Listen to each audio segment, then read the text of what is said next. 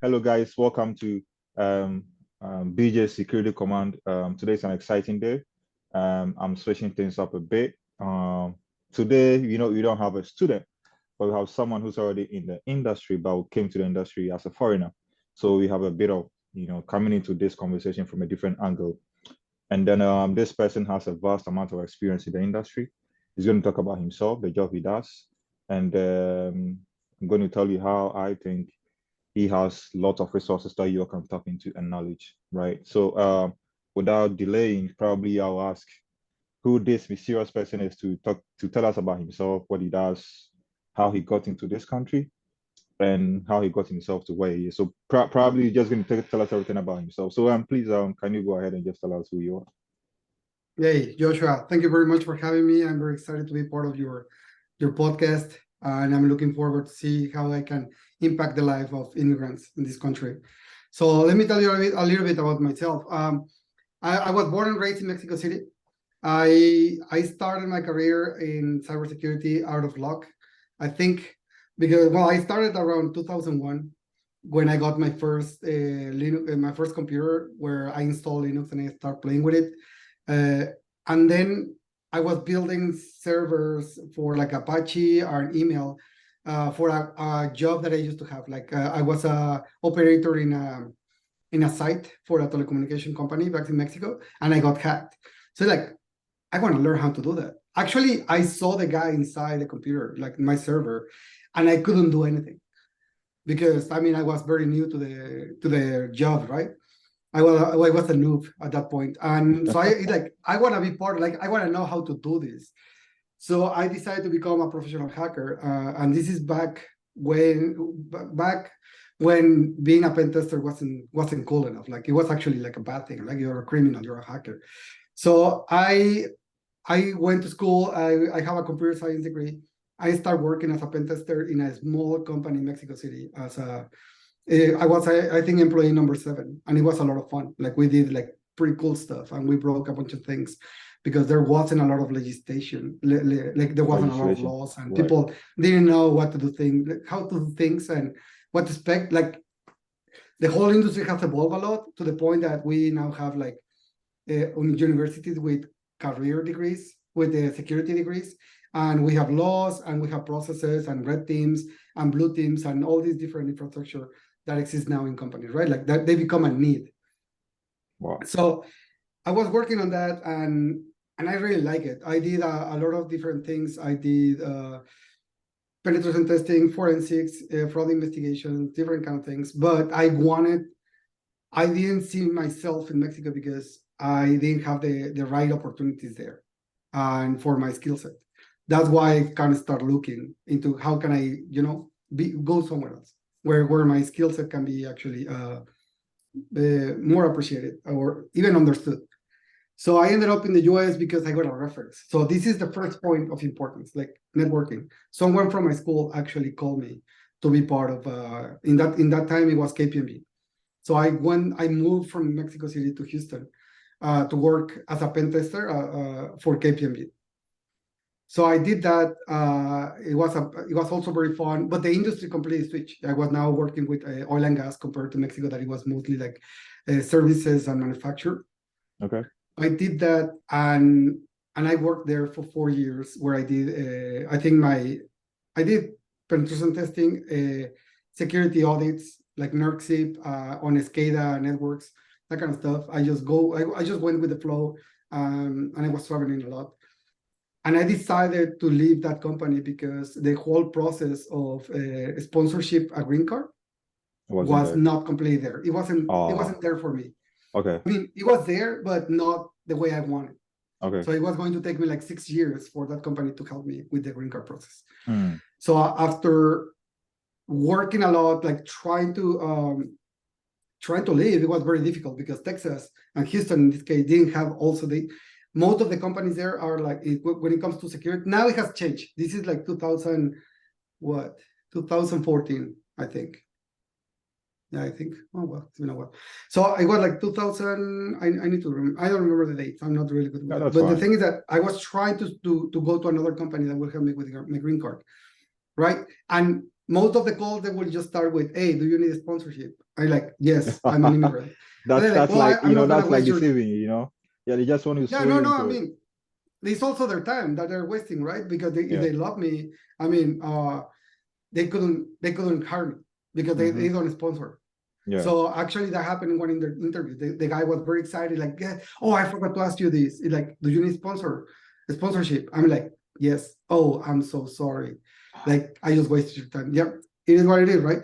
And this is the second point of this series of tips.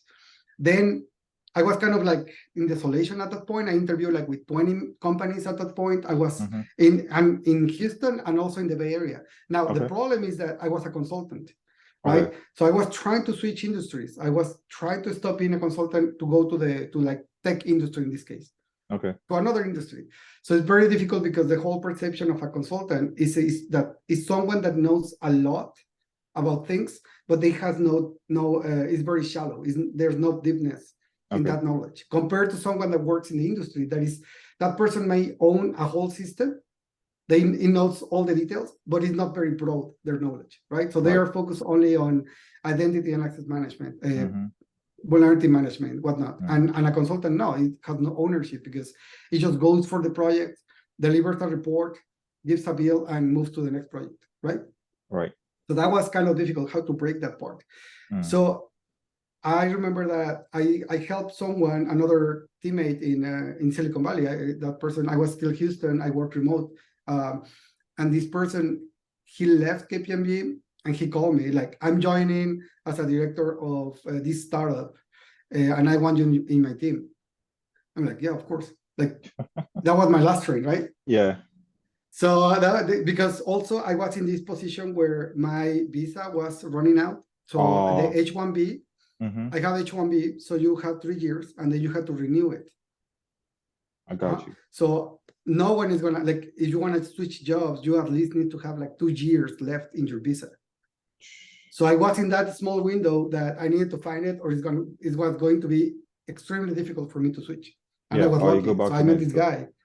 So that's the other point. Like, again, networking. This person gave me a reference, and references are golden in this industry. Wow. Like, it's like, I'm telling you, like, I did like 20 interviews or more just trying to leave KPMG, and then I ended up in this startup because this guy called me. Like, I want you to be part of my team. Like, okay. Right. So I was the second hire in that startup. The name was Medallia. It's Medallia. So I helped them build. I was employee number 600, I think. And I left when we were almost like 3,000. So it was a lot of fun. We built the whole security operations team from scratch, the infrastructure, the processes, the whole enchilada. It was a lot of fun. And I lasted like 5 years, and then I got tired because startups are very taxing, to be honest. You need to actually wear a lot of hats. Yeah. And you need to be involved in pretty much everything. So I did like cloud security. I built infrastructure in the cloud. I did incident response. I helped with the audits, but now on the other side of the table. So I was now the one being audited instead of the auditor. So you are doing you are like jack of all trades, doing everything. And that's very common in startups, and it's a lot of fun. But it can be very taxing if you don't know how to pace yourself. Right. So let me ask you this question. So if you cast your mind back, now looking at the job market, now we have so many layoffs happening right now. Yes. So would you say that as foreigners or international students that are already here, do you think we should change our approach to the industry in getting jobs, or we should go with your traditional approach in finding jobs to get into the industry? Okay, so that's an interesting question. So as you mentioned, like right now we are going through a bunch of layoffs, right? Yeah. We have like 190,000 layoffs just in the last 4 months, compared to the last year that it was like 160,000 just in 12 months. Yeah. So what it means is that there's actually an excess, there's a great offer of skills. Right. Right now, the other problem is that as a foreigner and someone that has a visa, you only have like 60 days to get another job, or you have to leave the company. Yes, the country. So the approach is like, it depends on where you are in your career. Okay. Right. So if you are a newly grad, you are kind of like golden for companies because you are someone that has this very new skill set and knowledge, very fresh, right? And a company can mold you to their needs, right? Yeah. So that means that, and no one, there's a catch there, like no one is really expecting a lot from you, but also you have to put a lot of work.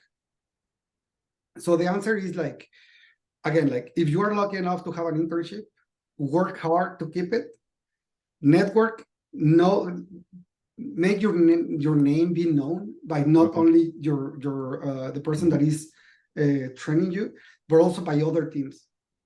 Okay, because if you manage to be like cross-functional, that would actually give you like a more weight on your name within the company. Right. Okay, Right. so again, networking, that's important. Right. If you don't have an internship, then again, you have to network. You need to, the approach will be like have something to show. Like, for example, you are building this podcast, right? You have a really great repository of security tools or security automation. Try to work your resume and the way you sell yourself in your sales pitch as a professional, right? I have met a couple of new grads that I try to help them with that. Like, okay, tell me, why should I hire you? And they start speaking and they just like go all over the place. You need to actually like focus. Like you're already coming from a great university in the US. You don't really need to talk about your skill set. That it's like, oh, he comes from Carnegie Mellon, he comes from MIT. It's like you're already stamped as someone that has a baseline of knowledge. Does that make sense? Yeah. Or you come from one of these US university, you already have like this label. Now, so and there's so many people that have that, right? Like there's so many newly grads trying to get a job. So how can you differentiate yourself, right? Okay. It's like you need to focus and you need to be excited. I have the word for that, but so one of the problems Is it what are you trying to say about you need to specialize in a niche that probably is in the cybersecurity industry? Yes, I was going to there. So something that someone told me long time ago that helped me in my career is find a niche and become one of the best. Okay. Right? Now, if you're lucky enough to actually know where you are going to be in 5 years or where you want to be in 5 years, because that's another problem, right? Like you are in this position, it's actually a great position, but at that point you're terrified because you have so many options and you think that the next decision you're going to make is going to actually affect the rest of your life. Right. And potentially yes, but it's not like that much. Like you're still young. You don't have any like probably you don't have hopefully you don't have a lot of debt. You don't have compromises like children or a wife or a partner in this case. Right? Yeah. So you can do a lot of things. You can still make a lot of mistakes. The trick is to, that's what I tell people. It's like you're holding a bunch of balls and you're juggling them. Right? And in those balls, you have like your life, your career, your health, your mental health, all this stuff, right? And then they have the smaller balls that are part of these big balls. So in some cases, you're going to drop a ball because you cannot just hold all of them in the air. Yeah. Choose which ball is going to fall. Try to drop those that will actually rebound. Because if you drop one that is made of glass, it will break. Okay. Right? So what I'm trying to say here is like, if you manage to have a good percentages of success on everything that you do, you're going to be golden, right? Like you try 100 things, but you have 80% of success, you're golden. But you're already learning in the process because also your mistakes, your failures will actually teach you stuff. Exactly. I get your point. Right? So yeah. If you kind of have like an idea of where you want to go with your career, that's great. If not, try to find that which you love to do and try to move your career towards that in a sense of you get into projects, get to meet people, go to meetups, try new things on the internet, like write code, like learn how to code, learn about laws, learn about the compliance, all this stuff that maybe you will hate or you hate it because I remember hating it, like doing documentation. And now I'm very passionate about creating processes. And that requires to document the process. All right. And I was really bad at documenting stuff. Right. But I keep my head up and open my mind open to new things. Like, how can I get where I want to be? And to be honest, it hasn't been like a straight line. If I have to go back 10 years from where I started or more, I would never thought that I was going to be where I am. And right now I'm a principal security engineer at Remitly. And I'm very passionate. What I love about this company that we are helping immigrants to help their families, back home. With remittance. So Yeah. what I'm trying to say here is like, again, like try many different things. Just and try to keep like 80% of success in all the In stuff that everything you're that you trying do. to do. And if you gotta let something drop, let it be something that will rebound, Right. Right. not So something that will just break and shatter. right. Yes. That's a good point. So that will come to my next question. So as an international student or as a foreigner, so when I'm trying to come into the industry, should I focus too much on the H-1B or a company that will be able to sponsor me, or looking at my visa or the years left on my visa, should I target a startup that I can learn more in a short amount of time so that I can then use that experience that I've gained from that startup to then now launch sort of a job hunt on the big fishes in the Bay Areas and stuff like that? Mhm. Okay, so this is a great question, and it depends. Like the answer is it depends. Because H-1B is like a golden visa for everyone, right? Like if you manage to land one, I mean, you're golden. But my recommendation, and I just had this conversation with a friend from Colombia, is go to the USCIS website and learn about all the different visas that they are out there. Because there are a bunch of like hidden visas or visas that are not that popular that you can actually apply to, and it's probably easier than an H-1B. Why? Because H-1B is expensive for your sponsor, right? And Mm-hmm. then you have to renew it like in 6 months. Like for example, depending on the country you're coming from, because of Canada, like because of the NAFTA or I don't remember, they changed the name, but Canadians and Mexicans, we can apply for a TN. And the TN has double intention that allows you to get a green card and later on citizenship. So the USCIS website has all this information. You can also go to different websites. I will recommend you to like take anything that comes from TikTok, Instagram, and YouTube with a grain of salt, and actually go to a lawyer and ask if that actually makes sense, because there's a lot of information out there that in most cases are not super accurate. But the answer is like, if you manage to land an H-1B, you're golden. I have met people that have had like 12 different visas through their life, because they start like a student. So I think you apply with an O visa, and then they switch to like some other. So and then they have to go back to school so they can stay in the country. And like this is the beauty, I think, of this country. Is like, if you're willing to put the time and the effort to find the right path for your goal, you're gonna find it. Like there's the social and economical infrastructure for you to get there, but you Wow. need to put the time and Yeah. effort. Now, my recommendation: if you manage to land an H-1B, you're golden. If your country has a treaty with the US that allows you to apply for a work visa, and you are in the urgency of staying in the country, try to go that way. For example, like again, like TN is a visa that costs like $200, and you only need like a letter from an intention letter from your employer. So you just Right. go to embassy. Like I already have a job waiting for me. They already went through the process of trying to find someone, a citizen or someone from the company that can do my job. They couldn't. So now I have this offer. I need to go back and work. Please give me not this visa. So yeah, I mean, that's a thing that happened. Right. So So in your again, like, go ahead. yeah. So as you were saying, I mean you've worked, you've quite like routed so many jobs to becoming a principal at Remitly. So and I'm for sure you've handled so many interns, like coming up, many being international students and others like American citizens. So what would you say are your top six soft skills that probably anybody or any international students coming or trying to get into the cybersecurity as an entry level Uh-huh. employee should have to be able to probably like make a positive mark on on a recruiter or a hiring manager to be able to employ? Soft skills. 6 soft skills. Well, I don't know if I can enumerate all of them because I probably don't have more than 3. Anyway, but what I can tell you is like one is being driven, like Okay. be driven to do the job. Like you already kind of like you're willing to do the work that is required for you to to earn that job that you're looking for. The second is zero drama. If you can lower the drama that people have to deal with you, that would be great.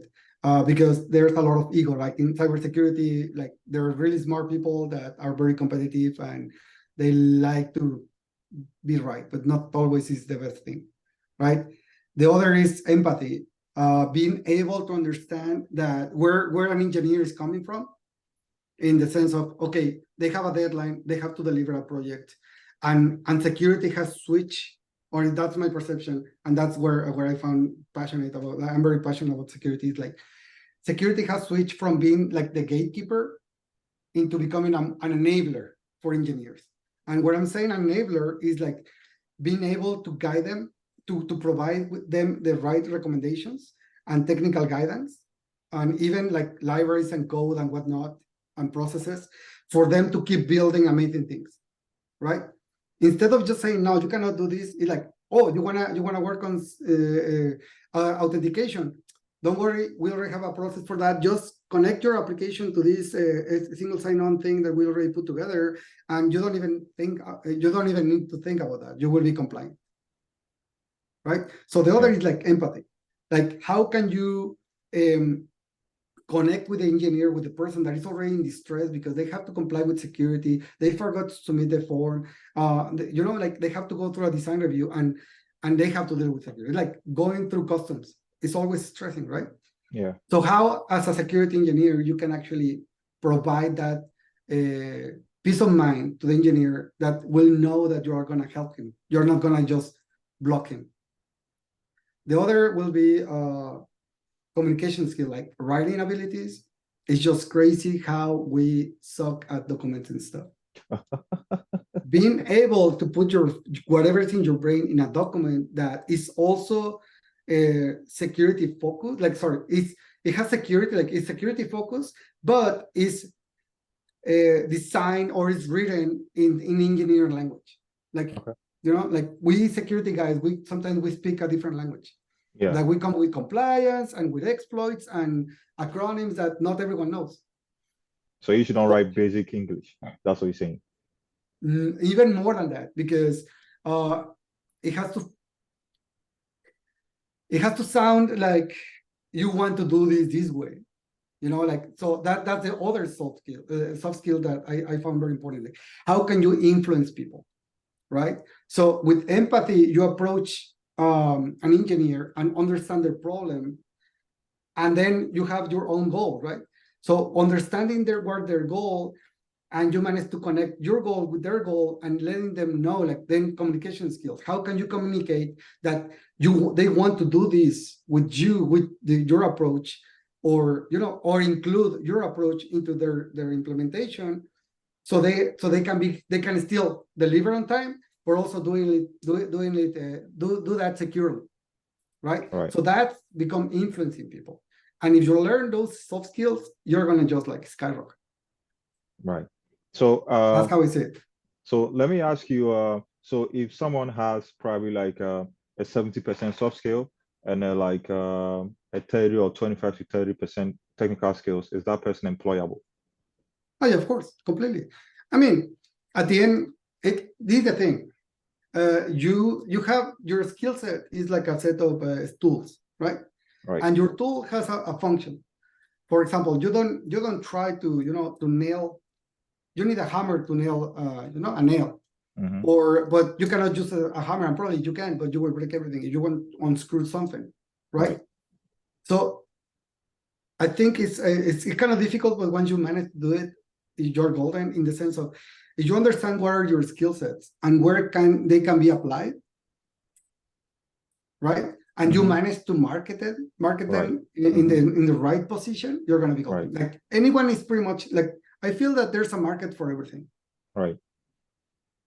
Right. And there's this also other skill that I learned from another friend. She's from Canada. She told me like, I just try to fake it till I make it. and these skills are like, so in some case when I switch companies, and this is gonna be on internet forever, but so when I joined a company, I was in the meeting with the engineers, right, like architects, and who knows, and I was like, they will be talking about containers and Dockers, and it was just becoming a thing, and I have never seen that in Houston. So I will be like, oh yeah, that sounds, yeah, of course, and of course, yeah, completely makes sense. And I will just go back and take notes and go back and just like Google it and learn everything I can. And at the beginning, you also get this. You get this problem that you don't feel you fit. There's a word for that. I forgot about that. But it took me probably like 3 months of like putting the work of understanding everything that the company was doing. Wow. Until I start like becoming very efficient, very to be very efficient and effective in my work. Wow. But again, like you fake it till you make it.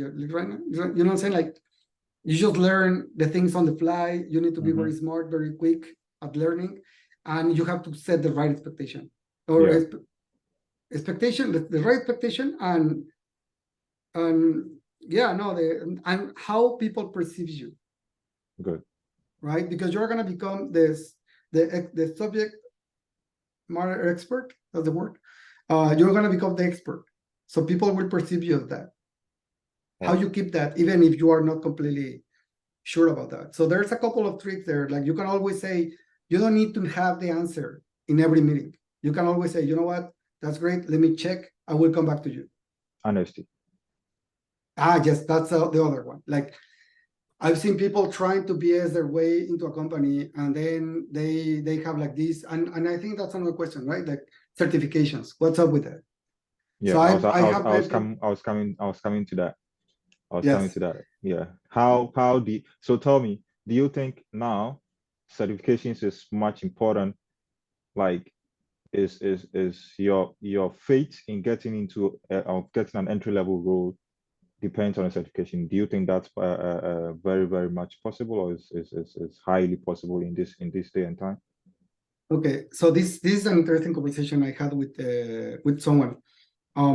Depending on the industry, is the certification, right? Like if you go to the bank industry, all the financial industry, I mean, they're really highly regulated by the government, right?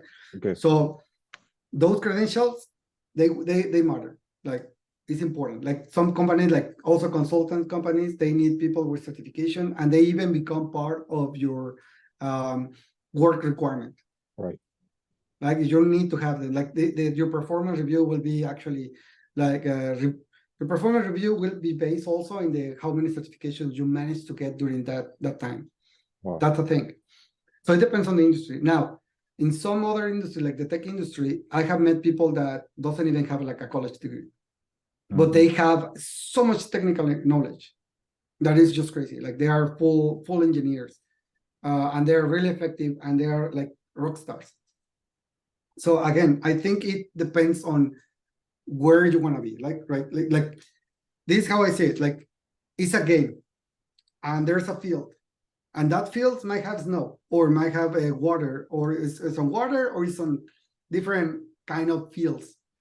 You need to have the right equipment for that field. All right.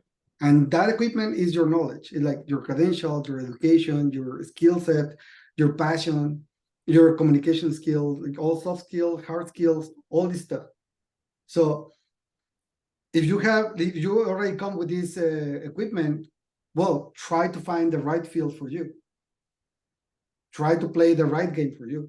Learn the rules, and like they say, don't hate the player, hate the game. But if you want to be part of the game, learn the rules and be one of the best players. So are you supposed to say in that, like, we should not focus entirely our strength on certifications, but we should balance it on other things as well? Yes, I mean, you're already going through. A lot of people are already going like I'm assuming that a lot of your viewers are going through a master's degree right now, right? Yeah. So that's a big one. Like I think that's enough work. But Right. also, I mean, I'm telling you, like I have no certifications and I have only a bachelor's degree, and I have made it this far. And I Mhm. know people that are even smarter than me or are better positioned than me that have even less than me. Mhm. So, I mean, everything is a balance, right? If you don't work like if you do just only study and never like work out and sleep enough, it will also be bad for you, right? Right. So Right. yes, I think the answer is yes, find a balance, but also find the understand the rules of the field you want to play. Great. Great. So now let's talk about networking events and Yes. meetups. So there are so many meetups and networking events all around the United States, and then like that's where one of them, that's where we met. So do you think international students and foreigners should have an intentional mindset to be going to some of these meetups with a sole intention of making it into the industry? Like, I am coming to B-size. I already have my resume intact with me so that everybody I meet, I talk to, and I feel like I can work with them and give them to me. Or you think probably go there with an open mindset, make that connections, then come back home, assess yourself to see which one you think would be able to work for, so that you can later connect with them and probably they can help you or make a referral for you to get an interview or something like that. So how do you think international sales will approach going into networking events and meetups? Okay. Okay. That's a great question. So what I can tell you, like again, is like how much drive you have, right? And that Right. drive will take you wherever you want to go. And one of these methods is networking. That's one of the first things I mentioned, right? So, but it's not just going to the conference. It's like as you said, you mentioned, and this is why we are right now talking, right? Because you actually reach out to me again and you continue nurturing this relationship. And I'm pretty sure that you actually reach out to other people and they never reply back, or who knows what happened, right? So what I can tell you is that what you're doing is the right thing. Like as someone that goes to conferences, I love to go to the conference and meet people, but I meet so many people sometimes that I will just forget, right? So it's and this is something I learned from some a friend that I respect a lot. Like he was really good at networking, and I learned it. Like I didn't have the skill set. I have to learn it because I'm really technical, really good at like I'm really smart with computers, but not with people. To be honest, that's a skill set I have to develop because I didn't have it. All right. So I learned how to interact with humans, with people. I learned how to connect with them, and I learned it by looking at people doing it and actually doing it myself. So I know it's difficult. I know people that are not very social and they struggle, but the only way to become better is by doing it and practicing and whatnot. So the answer to your question, like the bottom line is yes, go meet people, come back with a set of contacts, and reconnect again like 2 or 3 days later, and do it like 2 or 3 times because people are like busy, Yeah. right? Yeah. Uh, in my case, I'm open to like meeting people, and I even have you. I know you noticed like I have a QR code to like my LinkedIn and like a presentation page where you can get my email and whatnot, right? Yeah. I'm open to that. Not everyone that goes with that mindset is open to that. So it's more difficult to get them sometimes because they are not like. And also security guys, we are especially Yeah. in my generation, we are kind of like super paranoid, right? Like, so you cannot like Google that person, you cannot find a picture, no social media. Like I Yeah. have friends that there's no internet fingerprint. In my case, I actually, and that's another tip that I wanna give. Like I actually curated the information that is available about me on the internet. So if you Google me, you will find my LinkedIn, you will find my blog, you will find my GitHub repositories, and probably my Reddit account Yeah. I also do so. where I talk about security. I also Yeah, do that sometimes. I search myself on Google to see what I'm going to find about me. exactly. So I think it's important to, because at the end you are a professional, right? And you're also human. So it's good to have like the right presence on the internet. At least when I interview people, I Google them. Sometimes they appear like I give them points if they have like presentations in DEF CON or another conference. I go through their GitHub repositories and see if they're like sometimes they just see like, oh, they have 200 repositories. Yeah, but 90% are forks of something else. So that's Oh, that thing. Yeah, you know what I'm saying? Like you can just fork stuff and it will appear in your repository, but it doesn't count. I mean, I think unless you actually patch something, like you actually provided some PR to that code. Their blogs, I will go through their blogs. They will go to LinkedIn. Sometimes they tweet. So be careful with whatever you tweet. So I mean, then you have drawn my attention to something which is very important.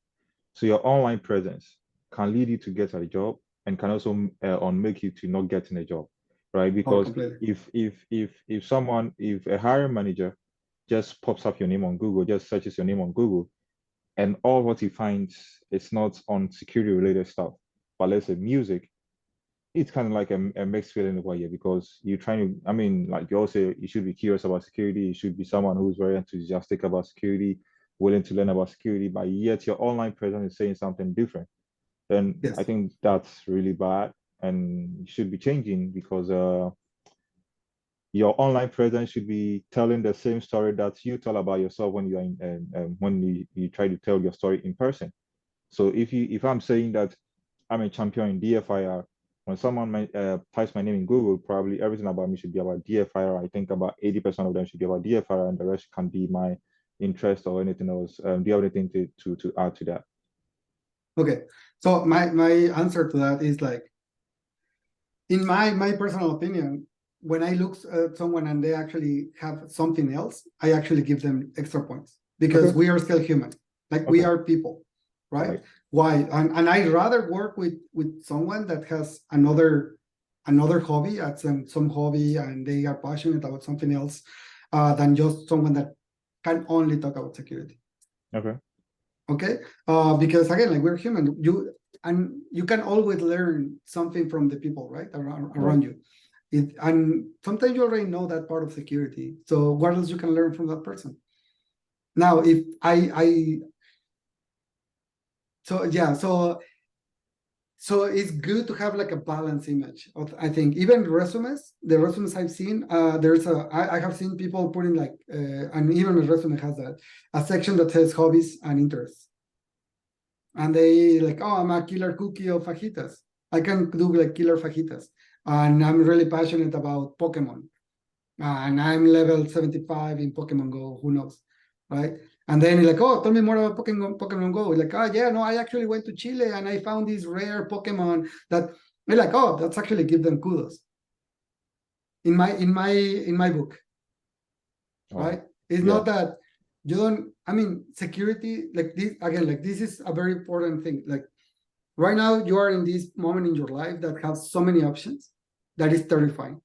Right. But your job doesn't define you as a human. Okay. It shouldn't. I think it shouldn't. Right? You Right. are not only a security professional, but you're a blogger, and you also like to make long rides on the weekends. Right. So that's what I'm saying. Like, and also you will, and this is something I learned about a teacher at school. Like every 5 years, your interest will switch. So I was a pen tester, a hardcore pen tester, and Linux fanboy, and now I'm a guy doing security processes, and I don't care. I'm having a gaming laptop with Windows, and people make fun of me because I was really hardcore on Linux. Wow. Wow. So probably about closing the chapter on this conversation, I just wanted to pick up your thoughts. So my question is, so what would you say from your point of managing interns? What do you think should be something that international students should focus on or foreigners should focus on right now in 2023 and beyond? What are some of the things that we should focus on to be able to make it in the industry? Okay, first is be passionate about what you do, be focused and driven, and have something to show that makes you proud. What I'm trying to say is, like, for example, one of my most interesting interns I ever worked with, it was this guy that he was actually doing bug bounty on the side and CTFs. And the guy even paid part of his masters with the bug bounties he made. And by the time he was hitting the intern, like the internship, he was already like a almost senior level, because he knew how to drive himself, he knew how to communicate, he was able to understand the task and execute it correctly. He will actually be able to receive feedback. That's also different. That's difficult sometimes. So that guy was like it was an exception. Something that you should not do is try to cover all the boxes. Like I some of the worst interviews I did with interns, it like they were like presidents of the club of I don't know what, and they were also like saving, I don't know, they were doing everything and nothing.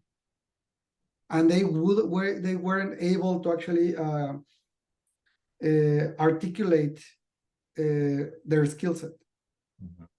You know what I'm saying? So, like again, you already coming from a university that says that you're capable. So you have that part. Like, okay, so how can you help me in my company?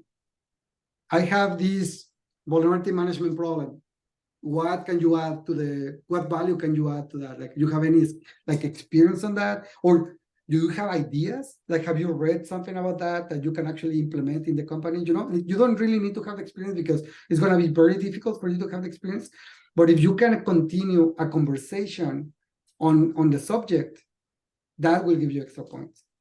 And to have that conversation, that means that you actually know about the subject. You actually put the time to study on that. Maybe your school is giving you that background.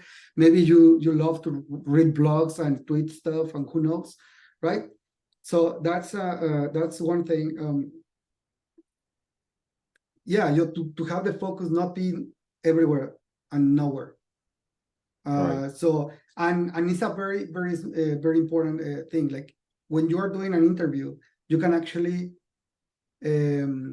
drive the conversation. So the Great. trick that I always give is, first of all, do not lie in your resume, because if people ask you about something you lie and you don't know, you will tell. Like, I can tell when someone is trying to BS me, and that person, like, I have actually like cut short interviews, because like, don't waste my time. You don't know what you're talking and you're lying to me. Bye. So yeah, I mean, it's Yeah. already like Yeah. tiring. Yeah. Um, Yeah. But the other is like, okay, so talk about the things that you actually know about, but put it in your resume in a way that actually invites the conversation. You know, like, just tell them something that like, okay, I would like to know more about that. Like, please elaborate on this specific data point. So you start talking about that, and then you also make a bunch of questions saying, okay, so how you're driving your vulnerability management program? Okay, what kind of things? Okay, I read that you can actually do that. You're doing that kind of technique. What kind of tool you're using? Oh, I checked the API of Nessus because I was bored one day and I just wrote a script for that. I don't know, something like that. You know what I'm saying? Like, but if you can drive the conversation towards the areas that you're really strong, that will give a really strong impression of you. That's right. That's right. Now, this is a fun question to you. Yes. Do you prefer a one-page resume or a two-page resume for someone who has done or practiced so many things or done so many things in their life, or in their probably set as an entry-level applicant? Look, I think the one page is enough. Okay. Also, oh yeah, completely. No, because you wanna, as someone that is kind of very busy, in mind, like recruiters, they have to look at 2,000 resumes, right? So like, if I see someone that is giving me like 3-page resume, like, this person is trying too hard. Period. If that person, for example, has like 15 years of experience and they go all the way to high school in the resume, like, why do I care about like more than 5 years ago? You know what Okay. I'm saying? Mm-hmm. I give extra points to whoever tried to sell their skill set, even if they don't have experience. Like, for example, yeah, no, like you try to sell it by using I don't have an example right now, but someone that has run Nessus Scan, for example, someone that worked on patching systems. Instead of saying like, I was there patching systems, like, oh, I was part of the initiative to mitigate the vulnerabilities in our systems, and I was able to. automate the patching of 300 machines.